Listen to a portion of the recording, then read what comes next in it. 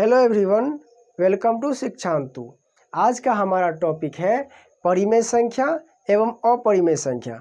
तो परिमेय संख्या एवं अपरिमेय संख्या के बेसिक कॉन्सेप्ट के बारे में जानेंगे और यह भी सिद्ध करके देखेंगे कि कैसे √2 एक अपरिमेय संख्या है। तो बने रहिए हमारे साथ वीडियो के लास्ट तक। तो शुरू करते हैं। सबसे पहले अपना टॉपिक है परिमेय संख्या। क्या है? परिमेय संख्या। परिमेय संख्या। परिमेय संख्या क्या होता है? परिमेय संख्या वह संख्या होता है जिसे हम क्या करते हैं, P/Q के रूप में लिख सकते हैं। जिसे क्या हम करते हैं, P/Q के रूप में लिख सकते हैं, जहाँ ये जो Q है, Q जो कि 0 के बराबर नहीं होना चाहिए। यानी कि इसके बारे में क्लास 9th में हम अच्छे से पढ़ चुके हैं। यहाँ पर क्या, इस वीडियो में हम सिर्फ ओवरव्यू देंगे। यहाँ पर इसका एक बेसिक कॉन्सेप्ट ये है कि जो कोई भी संख्या हो जिसे हम क्या करें, P/Q के रूप में लिख सकते हैं, और जहाँ पर क्या हो, Q क्या हो, 0 के बराबर नहीं हो, यानी कि हर में, यानी कि डिनोमिनेटर में 0 नहीं होना चाहिए। जैसे कोई भी संख्या 0, 1, 2, 3, 4, 5, 4/3, 2 कुछ भी है, ये संख्या है। ये संख्या सब क्या है, ये सारे के सारे संख्या क्या है, परिमेय संख्या है। क्योंकि 0 भी एक परिमेय संख्या है, क्योंकि 0 को 0/1 लिख सकते हैं, 0/2 भी लिख सकते हैं, 0/3 भी लिख सकते हैं। तो 0 भी क्या है, एक परिमेय संख्या है। 1 को 1/1 ये लिख सकते हैं। तो यहाँ P/Q के रूप में हम इसे लिख सकते हैं, जहाँ क्या Q बराबर 0 नहीं हो, यानी कि उसके डिनोमिनेटर में या हर में 0 नहीं होना चाहिए। 0 हमेशा क्या हो, डिनोमिनेटर 0 से ज़्यादा ही हो, उसे क्या कहा जाता है, परिमेय संख्या। जिसका हर 0 नहीं हो और उसे P/Q के रूप में लिखा जा सके, उसे क्या कहा जाएगा, परिमेय संख्या। ठीक उसी प्रकार से होता है अपरिमेय संख्या। अपरिमेय संख्या, अपरिमेय संख्या में होता है, अपरिमेय संख्या की अगर बात करें तो उसे भी क्या है, P/Q के रूप में नहीं लिखा जा सके। क्या हो, उसे P/Q के रूप में नहीं लिखा जा सके, और क्या हो, Q जो हो 0 के बराबर नहीं हो। इसका ये क्या परिभाषा हुआ, जैसे कोई भी संख्या है जिसे P/Q के रूप में नहीं लिखा जा सके। 1 मिनट के लिए आप ये बताइए कि जितने भी अपरिमेय संख्या, जितने भी अभाज्य संख्या, क्या है, जितने भी अभाज्य संख्या है, अगर उस अभाज्य संख्या पर हम अगर रूट लगा देते हैं तो सारे के सारे अपरिमेय संख्या हो जाता है। जैसे √2, 2 क्या है, 2 एक अभाज्य संख्या, सबसे छोटा अभाज्य संख्या यही होता है। उसके बाद 3 है, 3 पर भी रूट लगा दे तो क्या हो जाएगा, √3 पर लगा दे तो क्या हो जाएगा, अपरिमेय संख्या। 5 क्या है, अभाज्य संख्या, इस पर रूट लगा देते तो क्या बन जाएगा, अपरिमेय संख्या। उसके बाद होता है पाई, यानी कि पाई का वैल्यू कितना होता है, 22/7। 22/7 इसका लगभग मान होता है, एग्जैक्टली मान नहीं होता है, तो इसीलिए क्या होता है, 22/7। उसके बाद कोई भी 0.1, 0.0, 1.1, 0.00, 1.1, 1.000, इस प्रकार से अगर कोई संख्या है जिसे P/Q के रूप में नहीं लिखा जा सके, उसे क्या कहते हैं, अपरिमेय संख्या। अपरिमेय संख्या और परिमेय संख्या एक दशमलव के रूप में भी आता है। जो शांत दशमलव होता है और वो भी परिमेय संख्या होता है। जो अशांत आवर्ती होता है वो भी परिमेय संख्या होता है। जो अशांत अनावर्ती होता है उसे अपरिमेय संख्या कहते हैं।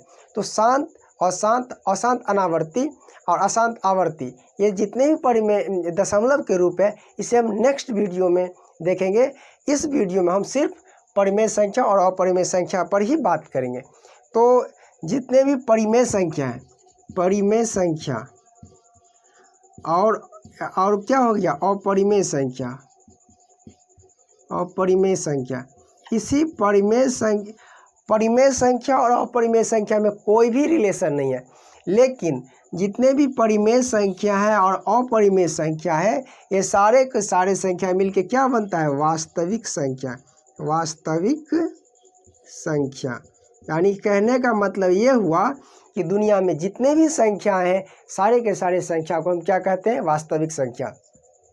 क्योंकि जो कुछ संख्या है, जो संख्या वो परिमेय संख्या के अंदर आ जाएगा। परिमेय संख्या के अंदर क्या है, भाज्य संख्या, अभाज्य संख्या, सम संख्या, विषम संख्या, जितने प्रकार के संख्या सारे के सारे किस में आ जाएगा, परिमेय संख्या के अंतर्गत।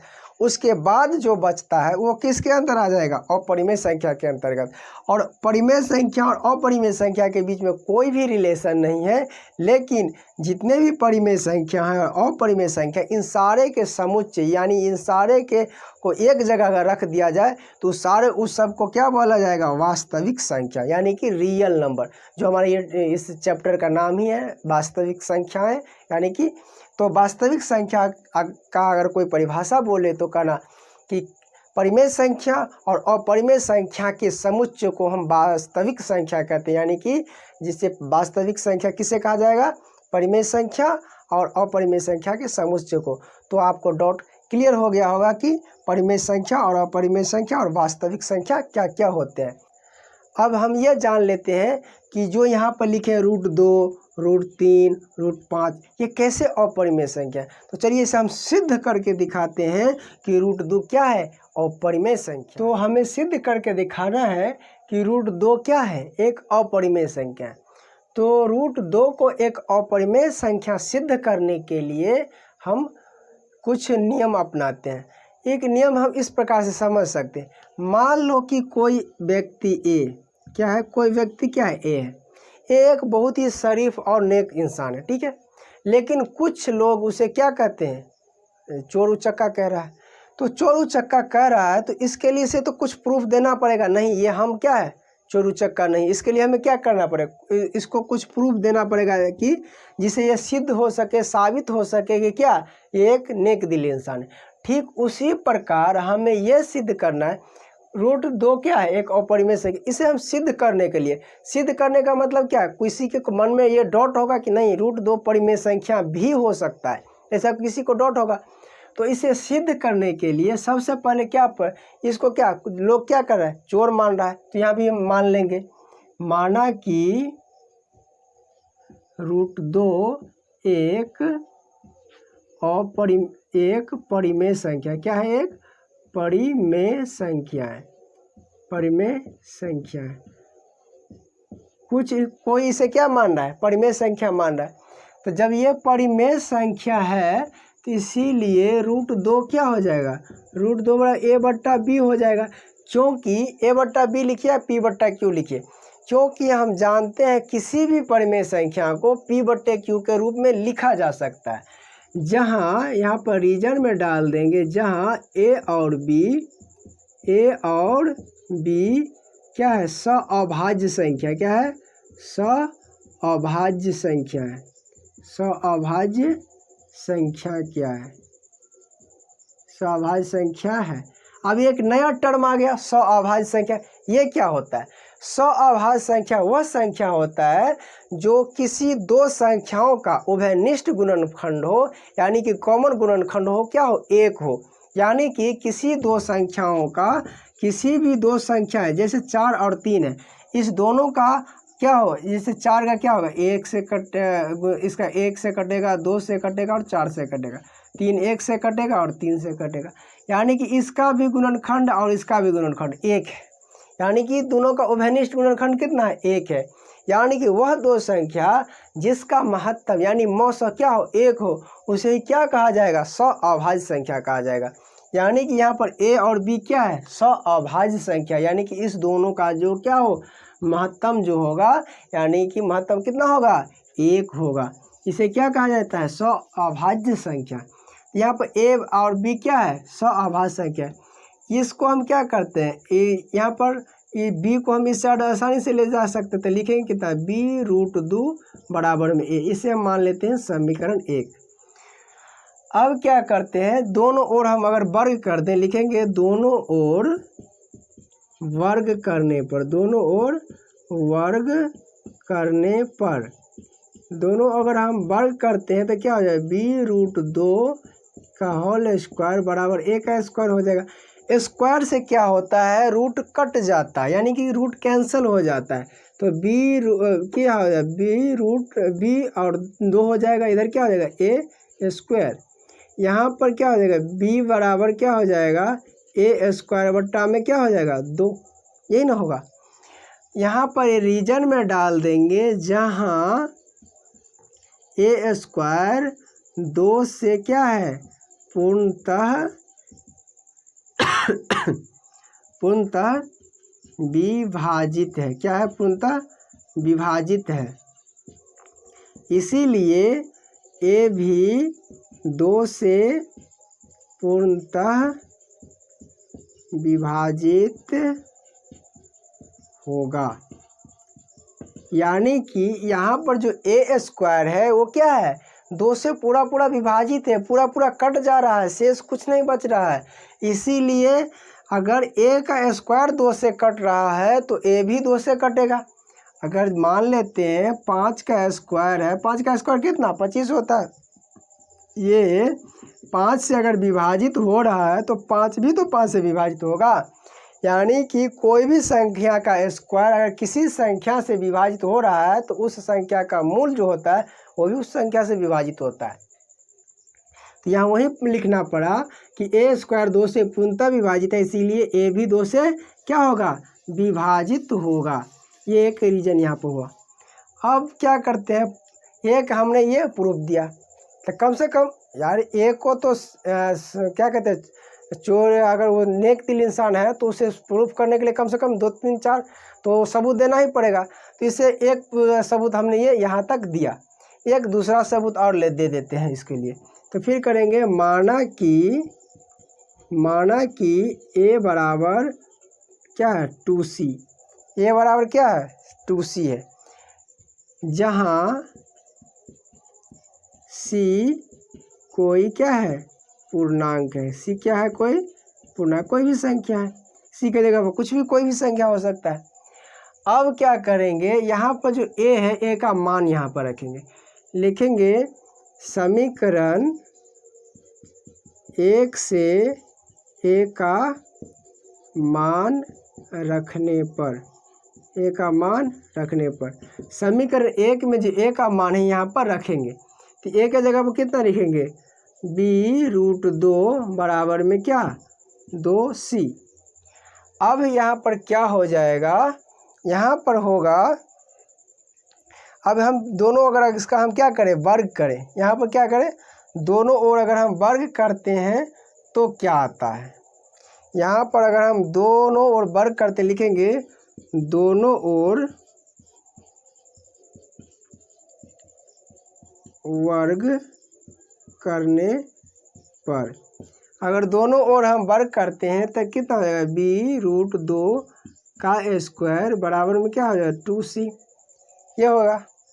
अब यहाँ पर 2c इसका होगा तो क्या हो जाएगा? b रूट है यहाँ पर से हट जाएगा तो 2 हो जाएगा, 2 का स्क्वायर कितना हो जाएगा? 4 हो जाएगा, c हो जाएगा। अगर हम यहाँ पर c रखते हैं, c बराबर क्या हो जाएगा? c को इस साइड लाते हैं तो क्या हो जाएगा? 2b/4 होगा। यानी कि अगर यहाँ से नहीं समझ में आ रहा तो ऐसे हो जाएगा 2b, इस 4 को इस साइड क्या है? गुना में इस साइड लगेगा तो कितना? भाग में हो जाएगा c। 2 से क्या है? ये कट जाएगा, यानी कि c बराबर कितना हो जाएगा? b/2। यानी कि सॉरी b स्क्वायर ना हो, यहाँ पर b स्क्वायर होगा। हाँ, b स्क्वायर और c स्क्वायर भी होगा। क्या हो जाएगा? यहाँ पर क्या हो जाएगा? यहाँ पर b स्क्वायर और यहाँ पर क्या है? c square. यहाँ पर हो जाएगा b स्क्वायर, तो b स्क्वायर बटा क्या हो जाएगा? 2। b स्क्वायर बटा क्या हो जाएगा? 2। यहाँ इसको हम क्या मान लेते हैं? समीकरण 2 मान लेते हैं। यहाँ पर लिखेंगे, यहाँ b स्क्वायर 2 से पूर्णतः विभाजित है। पूर्णतः क्या है? विभाजित है। इसीलिए b भी क्या होगा? 2 से पूर्णतः विभाजित होगा। यह होता है। जैसे प्रकार से यहाँ पर लिखे a स्क्वायर 2 से पूर्णतः विभाजित है, उसी प्रकार b स्क्वायर क्या है? 2 से पूर्णतः विभाजित है, b भी क्या होगा? पूर्णतः विभाजित होगा। अब देखिए यहाँ पर हो गया क्या है?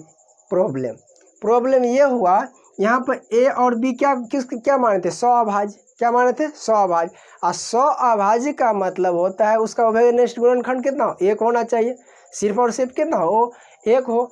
लेकिन यहाँ क्या होता है? ए का एक गुणनखंड क्या है? 2 है। बी का भी एक गुणनखंड 2 है। होना तो चाहिए एक। एक के अलावा एक दूसरा गुणनखंड 2 भी हो जा रहा है, यानी कि ये तो फिर क्या हुआ? ये तो सअभाज्य नहीं हुआ। यहाँ पर प्रूफ देने में यानी कि इसे चोर साबित करने में क्या हो गया? असफल हो रहा है ये। तो यहाँ पर लिखेंगे हम लोग यहाँ पर लिखेंगे समीकरण 1 एवं किससे? 2 से। समीकरण क्या से? 1 यहाँ से और यहाँ से। समीकरण इसको 1 हम अगर नहीं मान लेते हैं तो इसको हम समीकरण 1 मिनट के लिए समीकरण इसको 2 और इसको हम क्या करते हैं? 3 मान लेते हैं। तो यहाँ पर लिखेंगे समीकरण 2। तो यहाँ पर क्या पर लिखे थे? समीकरण 1 से मान रखने पर यहाँ पर लिख लिए समीकरण 2 से। समीकरण 2 और समीकरण 3 से क्या करने पर? जैसे तो यहाँ पर समीकरण 2 को देखिए और समीकरण 3 को देखिए। तो यहाँ पर क्या हो रहा है? यहाँ पर ए और बी क्या है? का उभयनिष्ठ गुणनखंड 2 भी है। यहाँ पर लिखेंगे यहाँ ए एवं बी का उभयनिष्ठ गुणनखंड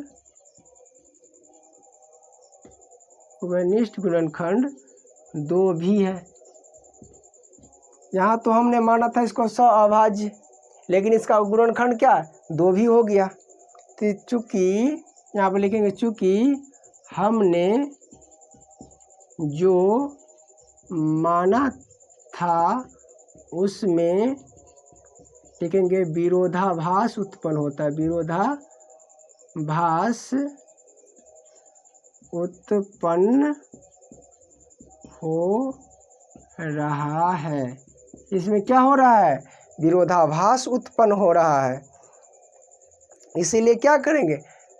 इसीलिए √2 एक अपरिमेय संख्या है। अपरिमेय संख्या है यानी कि विरोधाभास, यानी कि ये तो सिद्धे नहीं हो पाया कि क्या है?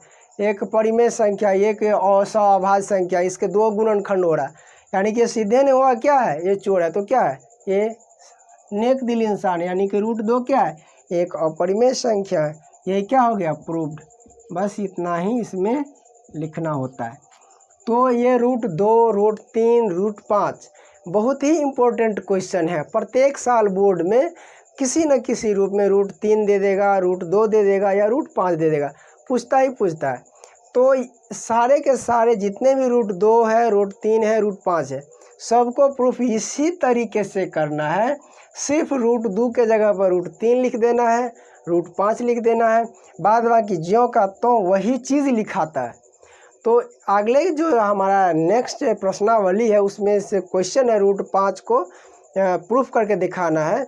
तो नेक्स्ट वीडियो में एक्सरसाइज में जो दिया गया है √5 उसको हम सॉल्व करके यानी कि प्रूफ करके देखेंगे कि किस प्रकार से वो भी एक अपरिमेय संख्या है। तो इस वीडियो में इतना ही। अगर मेरा वीडियो पसंद आए तो इसे लाइक एवं शेयर ज़रूर करिए। तो मिलते हैं अगले वीडियो में, तब तक के लिए जय हिंद।